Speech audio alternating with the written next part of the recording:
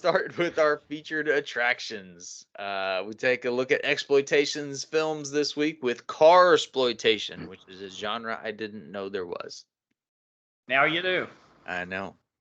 And we're going to check out Duel and Death Race.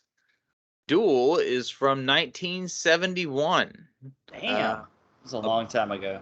Yeah. A business commuter is pursued and terrorized by the malevolent driver of a massive tractor trailer.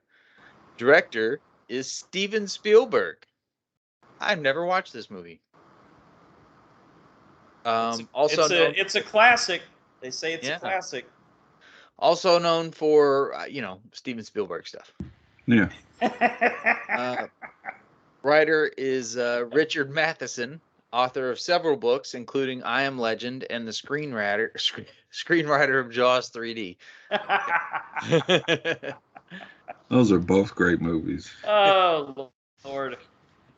According to Richard Matheson, he was inspired to write this original short story, Duel, after an encounter with a tailgating truck driver in November 22nd, 1963, the day that John F. Kennedy was assassinated. I can see why that story sticks out in your head on that day. My grandpa was in the Army Air Corps and was there when he landed at Love Field in Dallas. Fun fact. Chuck's Cafe still exists today as of 2021. A French restaurant occupies the original structure in Santa Clarita, California. Was that in California? Yeah, because they were going through the Mojave Desert. Okay. I kind of want that original cafe to still be there, where the people are not very helpful. I know, right? Like at all. Yeah. Man, I got a little whiplash. It'd be all right. I want the gas station from Maximum Overdrive to still be there and be real. God damn, Bubba. It's nuts. I can't ever think of that actor's name. That guy was great. God damn, Bubba. His name was Bubba. Right. But he called everybody Bubba. Steven Spielberg can be seen reflected in the telephone booth during the scene where David Mann is calling the police. During his appearance on Inside the Actor Studio, Spielberg admitted that this was not an intentional cameo, but instead was a mistake. Probably because it was 1971. All right. Lance, you want to go first on Duel? What'd you think? Oh, yeah.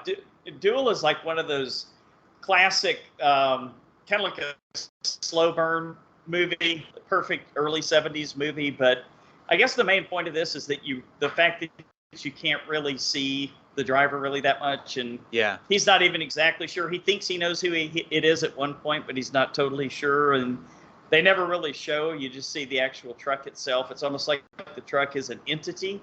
Yeah. Which makes it even scarier. And like, who hasn't dealt with road rage before? And this is kind of like a better version of the one that came out. What was it, last year or the year before, with Fat Russell Crowe in it? Oh yeah. Where he just went like way overboard, overacting and hamming it up. What was that movie called, Brian? Can't think of the name, and it's like the simplest name ever. Was it just Rage, maybe, or something like that? But no, what was so scary about this movie is that it could happen to any of us, especially when you're out in the middle of nowhere. This dude's, driving a car for business purposes to get somewhere, and somebody just kind of starts fucking with him. And sometimes you think, man, what if I accidentally cut somebody off, and I didn't even realize I did it, or they thought I did it, and, they have a beef with me that I didn't really earn because I didn't really mean anything malicious, but just kind of the way traffic is. And you get somebody who's having a particularly bad day, but man, those fucking 18-wheelers, dude, especially when they're loaded down with heavy shit, they can do a lot of damage, man. As you can see from that very final scene when it went over the cliff. These things it's just a lot of weight coming at you, and it's I don't know, man. It's a scary thought when you're out there on the road. A lot of things can happen, but it's not quite as scary as that one we we saw a month and a half ago with the woman that was being followed by the dude from Ozark. It ended up kidnapping her. I cannot remember anything. I know what you're talking about. Yeah, that one was a little bit different, where he was just in the car, but he did the old arm brace thing to get her to trust him, and parked in front of her and took her to the woods. Yeah, and then ended up was on the phone with his wife and saying, "Oh, take care of our little one, sweetie. Daddy will be home soon." As soon as I rape and murder another victim. Yeah, but this is a different kind of fear, and I think Spielberg did it really well, especially considering this was like a made-for-TV movie and his first film ever. I think he did a good. Okay. Well, he did a good job of making the the truck kind of look like a monster. It was almost kind of like a monster movie. Yeah. Maybe there was someone in it, maybe there wasn't, but. Yeah, this was a good one, man. This was a good precursor to Jaws, because this is kind of like Jaws, but with a truck, you know? Yeah, a little bit. He's got that tension thing down. Yeah, for sure, man. But I enjoyed it. Brian? Yeah, I enjoyed it too. I was going to say the same thing. This was like Jaws before Jaws, as far as Steven Spielberg, and this is listed as a action thriller. I kind of got more suspense horror vibes, especially dealing with the truck and the driver, because I love the whole cafe scene where you're hearing his thoughts, and he's just like frantically trying to like assess the situation, what he needs to do. Sure. Then he sees the truck out the window and notices no one's in it, and the guy's got to be in here, and he got to be in here somewhere. Recognizes the boots, and he's like, yeah. Every guy he's picked out is the wrong guy, even the guy that like kicks his ass because he knocks his sandwich out his hand. Yeah. Yeah. This guy's full of bad decisions. That was kind of sorry to interrupt, Brian. That was kind of reminiscent of the scene in Smokey and the Bandit. Yeah. Where the guy went in to get some food in the diner, and the motorcycle guy started fucking with him. So he backed his big rig up and knocked over all the fucking motorcycles like dominoes. Do you remember that, Philip? Yeah. And the actor that played David Mann was Dennis Weaver. Man, he plays this role fucking perfect, because there was so many times I was like, this guy's a fucking weenie, man. Come on, stand up for yourself. And then when he finally fucking does, puts his little sunglasses on and puts his seatbelt on, and he's just kind of like, let's go. And I'm like, finally, but it's about time. Yeah, it's a little late in the movie. There's like 10 minutes left. And proceeds to drive worse than I've ever seen anybody drive in my entire life. And there was just little parts that I just loved about this movie. I love the callback on the radiator hose. Oh yeah. Yeah. He's like, I'll take care of it later. And then of course he's trying to push his car to the limit, and of course that's what goes. Of course that's what's going to happen. And I like nice setup there. I like that we never saw the driver's face. Yep. Yeah. And I also like that it was specifically he was going after him. Yeah. Because that scene, he was so worried about the children on the school bus, and that guy helps them out. Mm-hmm. Yeah. He's like, I'm not after them. I'm after you. I will say, I thought the end was a little kind of anticlimactic. Yeah. I don't know. He led me to believe that his truck was full of gasoline and not much of an explosion. Right.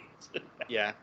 Okay, but so full disclosure, I fell asleep right at the end. It was late. Oh no! You missed the big finale, huh? So, but like just the last few seconds of the movie, I think he dozed off for a second. So he bulldozed it off the edge. He's looking down and celebrating. Is that it?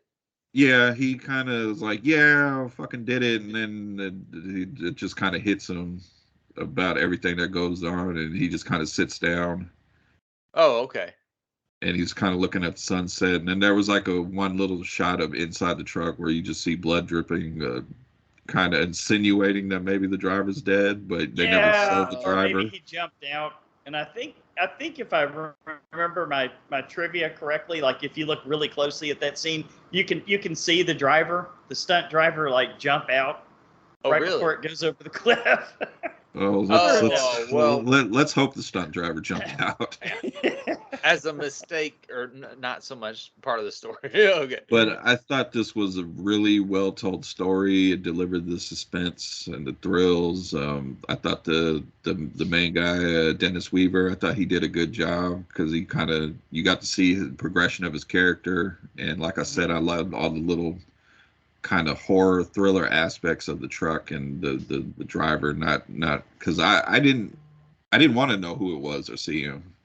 Yeah, for sure. And they never showed you, and I thought that was great. So for him to, like I said, second film, you can see a great future in Spielberg's career, and I think he did okay for himself.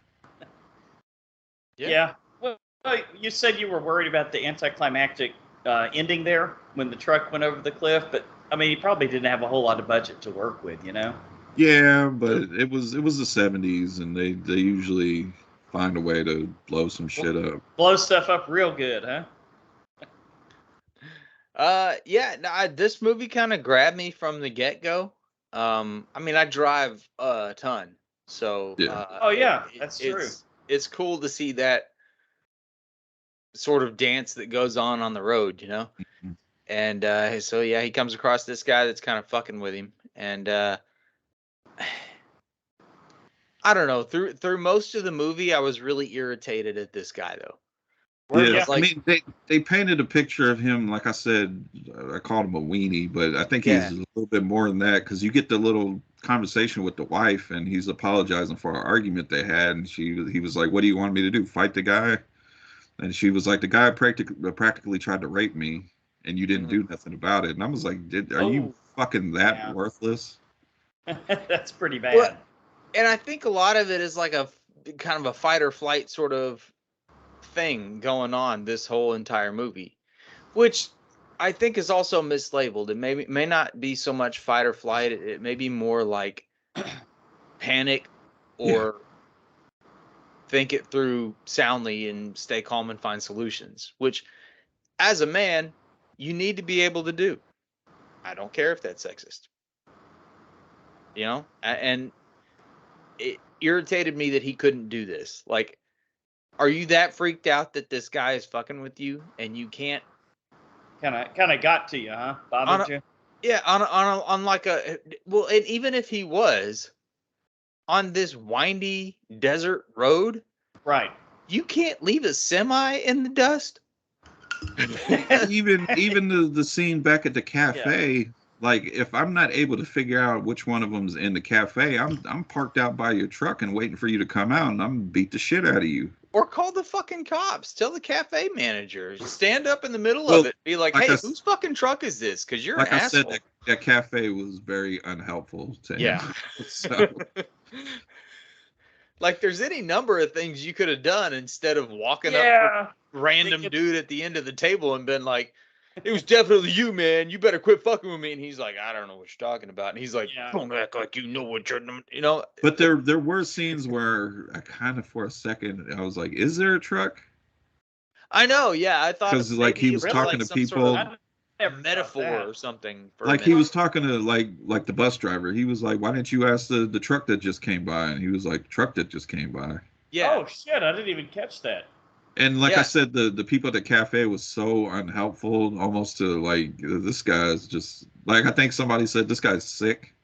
He's kind of losing it. That's what I'm saying, because he was panicking the entire time, like the entirety of everything. He was just panicking about every little thing. He's sitting in there in his paranoid little delusions instead of fucking doing something about it. And he orders a cheese sandwich on rye, and he spells out the word rye. I don't know why that bothered me. This guy bothered me a lot. I'm starting to get on the side of the truck driver here. Is there another rye you can get with your sandwich? But then like when he does decide to really start driving, right? And like, so he's not obviously in panic mode anymore. He's like, okay, I need to do this mode.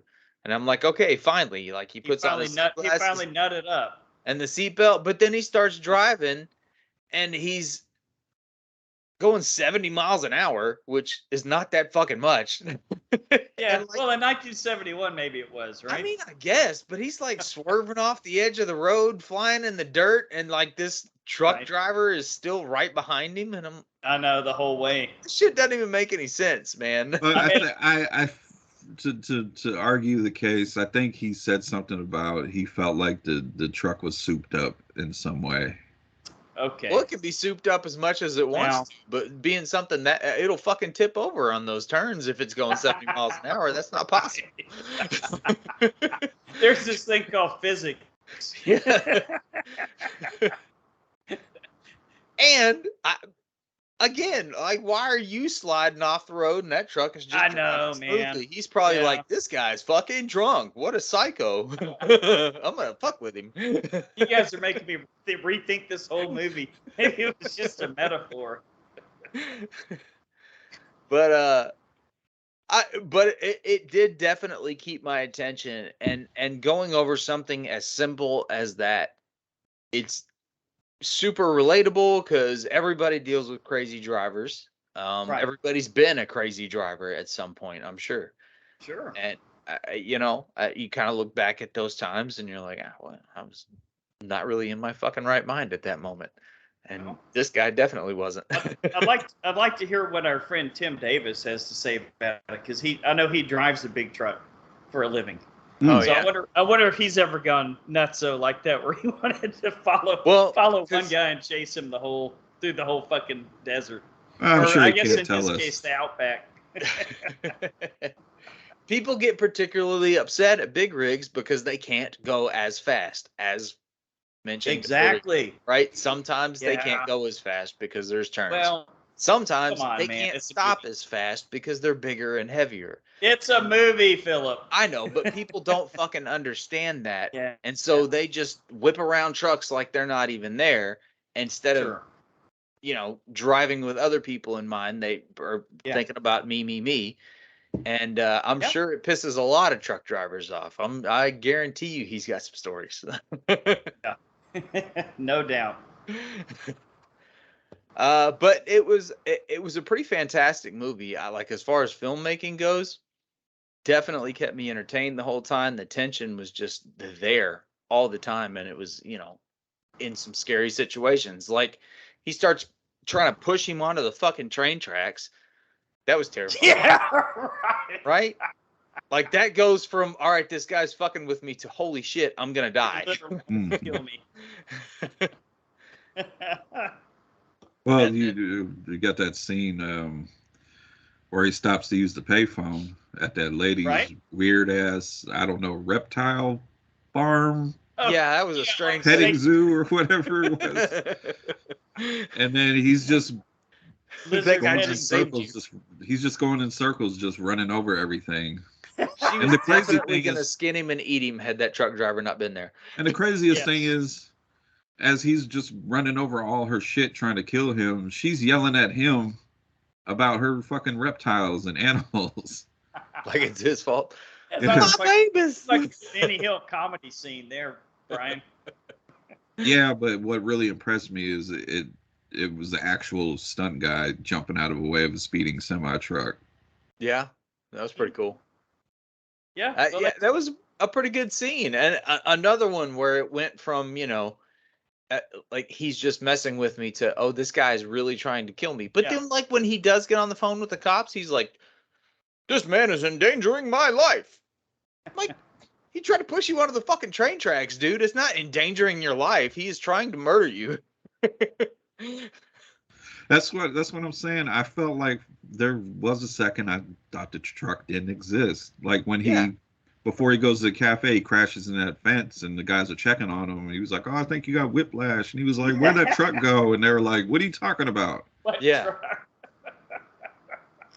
It was a weird movie. There was a lot of things with it. And I really enjoyed it. It was fun. It was a good time. It kept me entertained.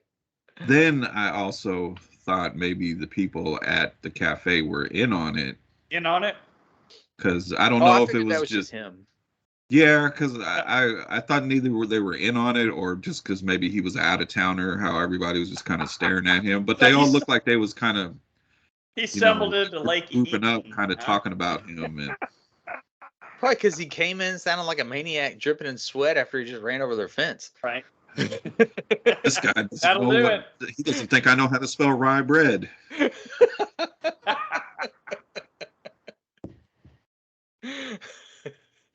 We're not that far in the country, asshole.